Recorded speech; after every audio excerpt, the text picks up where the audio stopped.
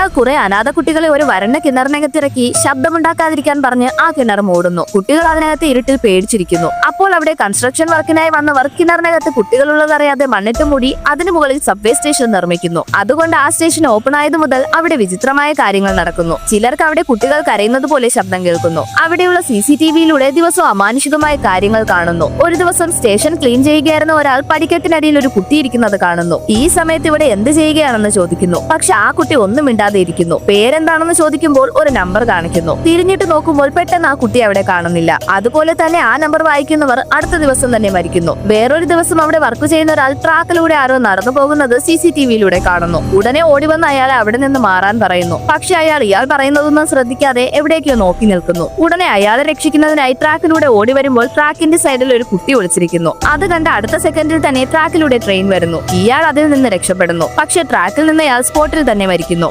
Actually കുറച്ച് വർഷങ്ങൾക്ക് മുൻപ് ഒത്തിരി അനാഥ കുട്ടികളുടെ ഓർഗൻസ് വലിയ വിലയ്ക്ക് കച്ചവടം നടത്തിയിരുന്നു. പോലീസിൽ അറിഞ്ഞാൽ പിടിക്കപ്പെടുമെന്ന പേടിയിൽ മനഃപൂർവ്വം ആ കിണറിനകത്തിറക്കുന്നു. ആ കുട്ടികൾക്ക് സ്വന്തം പേര് പോലും അറിയില്ല. എല്ലാവരെയും നമ്പർ യൂസ് ചെയ്താണ് വിളിക്കുന്നത്. അതുകൊണ്ടാണ് അദ്ദേഹം പേര് ചോദിച്ചപ്പോൾ ആ കുട്ടി നമ്പർ കാണിച്ചത്. ആ നമ്പർ ആര് വായിച്ചാലും ആ ആത്മാവ് അവരുടെ അടുത്തേക്ക് പോകും. അടുത്ത 2 ദിവസത്തിൽ അവർ മരിക്കും.